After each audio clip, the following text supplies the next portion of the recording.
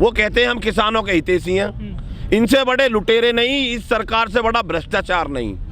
इनके खिलाफ जो बोलता है उसकी जांच होगी और जो इनके पक्ष में चला जाता है वो वॉशिंग मशीन में साफ हो जाता है 1 मिनट से पहले। सरकार की नीति गलत, नियत और नीति में खोट होने के कारण देश का किसान आंदोलन पर है। जमीन जब लूटी जाती है, जब सारी चीज बताई जाती है कि आपको ये चीज मिलेगी, लेकिन जमीन को कब्जे में लेने के बाद उसका मुआवजा नहीं दिया जाता। जिस जमीन पर वहाँ उद्योग लगाए जाते हैं, जिनकी जमीन जाती है, उन बच्चों को रोजगार नहीं मिलता। उस जमीन के बदले में जो 5, 6 और 7% के प्लॉट दिए जाते हैं, वो प्लॉट नहीं दिए जाते। हमारी आबादियों को नोएडा, ग्रेटर नोएडा और यमुना प्राधिकरण अपनी जमीन बताता है, उस पर अपने नाम दर्ज कर लेता है। ये बड़े इशू हैं और कहता ये है कि हम किसान के हित में काम करते हैं। आज तक नोएडा, ग्रेटर नोएडा और यमुना तीनों प्राधिकरण ये बता दे कि एक गांव अतिक्रमण मुक्त है, उसमें आबादियों पर कोई भी किसी तरीका का नोएडा प्राधिकरण का कोई अतिक्रमण नहीं है। अधिग्रहण करने का तरीका गलत है क्या? चमकीली कोठियों में बैठकर अधिग्रहण किया जाता है। जब तक चमकीली कोठियों में बैठकर अधिग्रहण होते रहेंगे, तब तक देश की हालत यही रहेगी। नोएडा और ग्रेटर नोएडा में कोर्ट का आदेश था। यमुना विकास प्राधिकरण को समाजवादी सरकार ने राजेंद्र चौधरी जी की अध्यक्षता में, उन्होंने ये कहा कि अगर वहाँ पर कोर्ट दे सकता है तो हम यहाँ कैबिनेट करके इनको 64 दे देते हैं। करीब 70% किसान को कैबिनेट करके 64 बांट दिया। लेकिन ये सरकार, जो आज की सरकार है, ये पूंजीपतियों की सरकार है, उद्योगपतियों की सरकार है। इन्होंने उनके साथ टाई अप किया, बिल्डर्सों के साथ सेटिंग की और हाई कोर्ट से प्रतिबंध करा दिया कि किसान को 64 नहीं दिया जाए। सीएम साहब को ये लग रहा है कि जो बाहर के लोग यहाँ पर इन बिल्डिंगों में आकर के बस गए हैं, उनके सहारे हम यहाँ सरकार बना लेंगे, हम यहाँ विधायक बना लेंगे। लेकिन वो ये भूल रहे हैं कि अगर हम वोट नहीं देंगे तो ये स्थिति पैदा कर देंगे, उनको भी ना देने पे मजबूर कर देंगे हम। सरकार फर्क ना पड़ता तो ये कानूनी क्यों वापस लेती? आंदोलन के फर्क की वजह से तो वापस लिया। लेकिन हम ये देश के किसान को और मजदूर को समझाना चाहते हैं कि ये जो 5 प्रदेशों में चुनाव हैं, अगर आपने इस बीजेपी सरकार को नेस्तनाबूद नहीं किया तो फिर आपको 13 महीने के लिए गाजीपुर, टीकरी बॉर्डर, सिंगू बॉर्डर बैठना पड़ेगा। फिर दोबारा से या तो आप इनको सत्ता से बेदखल कर दो, और अगर सत्ता से बेदखल ना करो तो रोड पर बैठने के लिए तैयार रहो। अंदेशा है आपको अगर यूपी में जीत के दोबारा लागू करेंगे? कुछ यूपी में नहीं जीतेंगे, अगर कहीं भी जीतेंगे। भाई ऐसा इतिहास में कभी हुआ है कि कानून लेके आए मोदी जी मास्टर स्ट्रोक और कानून वापस ले लिया मास्टर स्ट्रोक? ये हमारी भी समझ में ना आई। कानून लेके आना भी मास्टर स्ट्रोक और कानून वापसी भी मास्टर स्ट्रोक। ये बीजेपी के जो प्रवक्ता का इनके शर्म बची हो तो इन्हें मीडिया में बैठना नहीं चाहिए। ये कहते थे कि कानून वापस नहीं होंगे चाहे कुछ भी हो जाइए। किस मुंह से जाकर बैठते हैं? अगर कानून वापस नहीं होते तो देश के किसान को बोलने नहीं देते। ये निर्लज्ज आदमी है। धारा 144 से बीजेपी की रैली नौरी जाकर करवा रहे तुम, अभी तो बता रहे बहुत भीड़ी नहीं, वो बीजेपी की है ना, तो बीजेपी को ओमिक्रॉन ना आवे ना, उनके लिए नहीं आता ना धारा 144 ना, उनके लिए कोई। आपने तो ये हम भी कतई कमजोर ना हुआ, सो भूल में न रहे वे।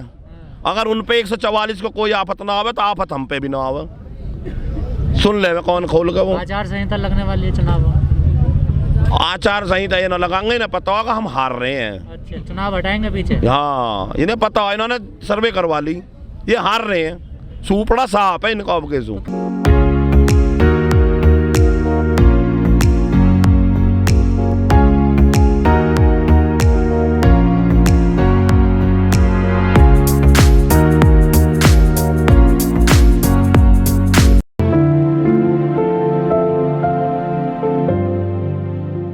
हमारी तो सारी रही, हमारे तो मूल मुआवजे नहीं मिले।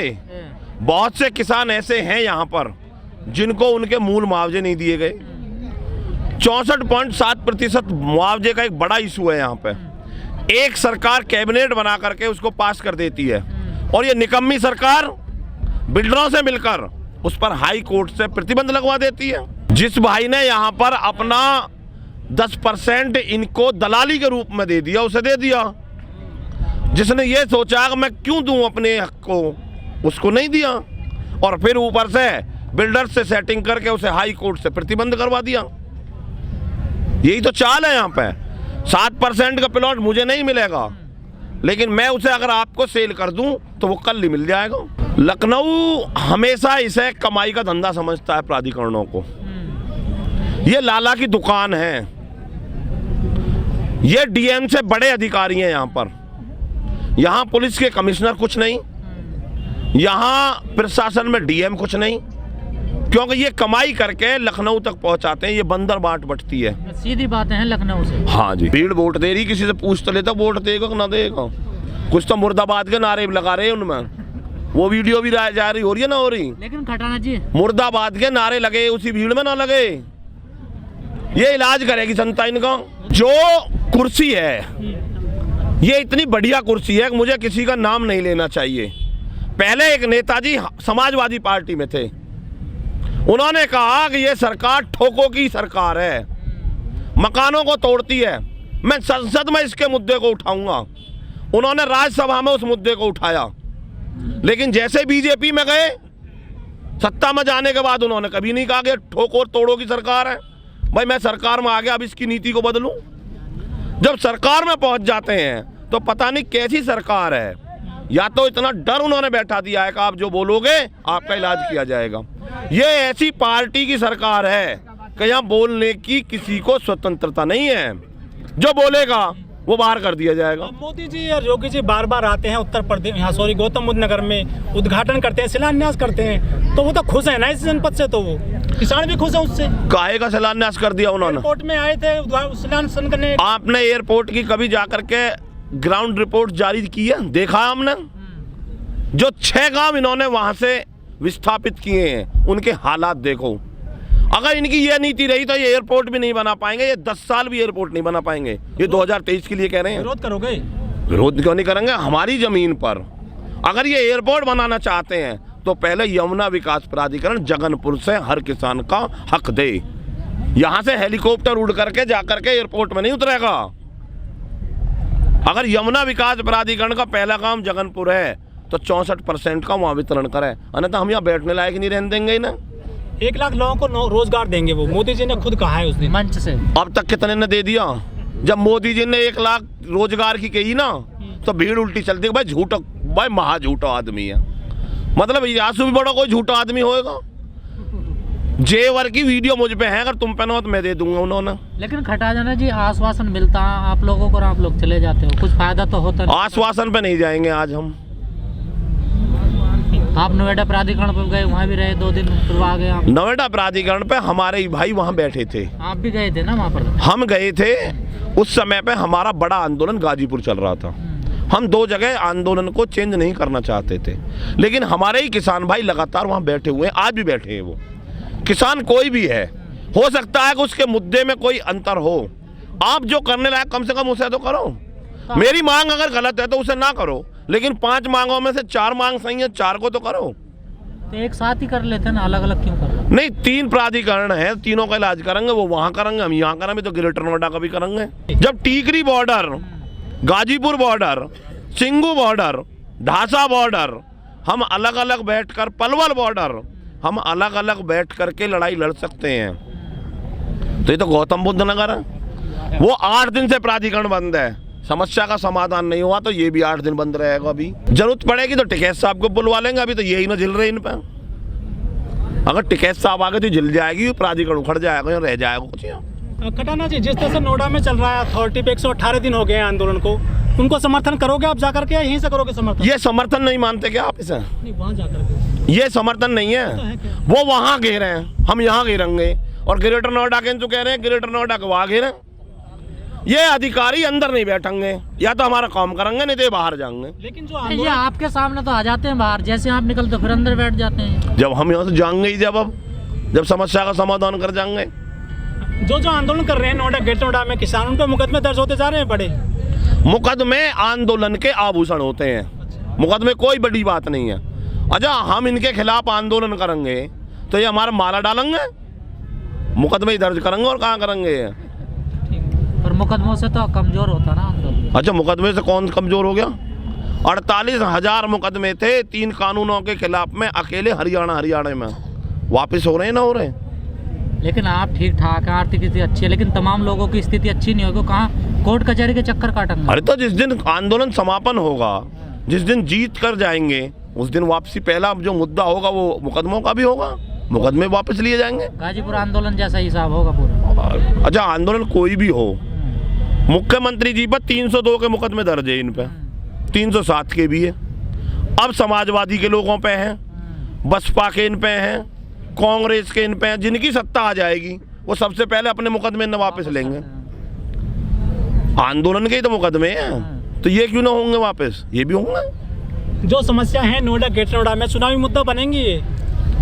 अगर यही हाल रहा, अगर किसान का भला इन्होंने नहीं किया, तो मैं तो गौतम बुद्ध नगर के किसानों से ये कहता हूं कि जिनके भरोसे ये चुनाव लड़ते हैं, ये सोचते हैं हमें किसान के वोट की जरूरत नहीं, हमें इन बिल्डिंगों में बड़ी बड़ी ऊंची ऊंची इमारतों में बैठे हुए लोग वोट दे देंगे।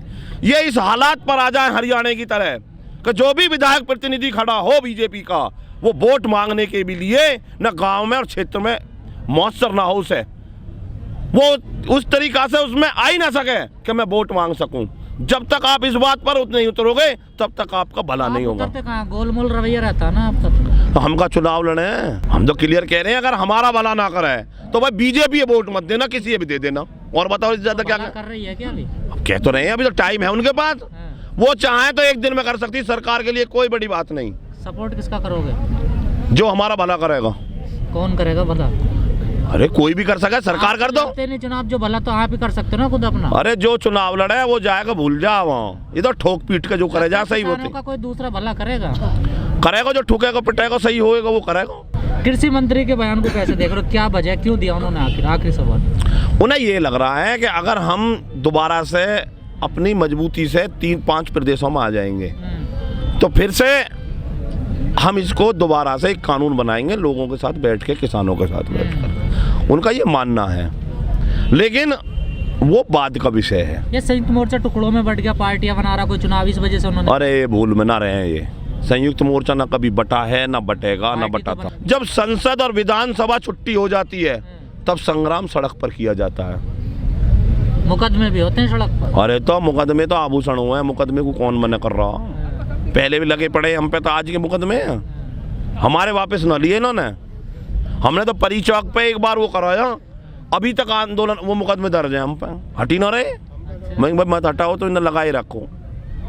हमने कोई बुरा कर दिया? किसान के हित में ही तो आंदोलन कर रहे हैं। और फिर रहने दे ऐसे मुकदमे, इनसे भी कहाँ फर्क पड़ा है? जहाँ पे 4 मुकदमे ना हुए वो भी कोई आदमी में आदमी है। ये बैंक वाले यूँ कह रहे क्या जी बेमतलब में बैठे हैं जाम लगाए, अब इनको इतलाज कर दिया ना। अब एक बैंक वाला पोस्ट नहीं घेर रहा कि नकली किसान है या नकली बैंक वाले हैं। तो साथ दोगे बैंक वालों का? हम तो सबको देवे हैं, ये देश का किसान और मजदूर सबको साथ देता है। ये दुर्भाग्य है कि इसका कोई साथ नहीं देता। जिस दिन देश का किसान और जवान साथ नहीं देगा उस दिन देश भूखों मर जाएगा, इस पर सुरक्षा की कमी हो जाएगी। ये तो देश का किसान और मजदूर ही दे रहा है। और दे दो योगी जी का साथ, बेड़ा पार हो जाएगा आपका भी। तुम कह रहे हो? दे ही रहे हो आप तो। हाँ नहीं तुम कह रहे हो, ये बात है। हाँ दे दो। क्यों दे दें? हमारी आबादी ने छुटवा दे, 64% दिलवा दे, बच्चे इनको रोजगार दिलवा ले, 7% के प्लॉट दिलवा दे। हम तो मोदी दे देंगे, हमें तो योगी दे देंगे, हमें कहाँ फर्क पड़ रहा है? ये पास नहीं है तो मंदिर में जाए घंटा बजा में हमारा कोई मतलब नहीं। उनके पास मंदिर देने के लिए मंदिर लेना, मंदिर के काम मंदिर वाला करेगा, मंदिर में जाएगा घंटा बजाएगा। सरकार वो चलाएगा जो सरकार चलाना जानता होगा। चलिए।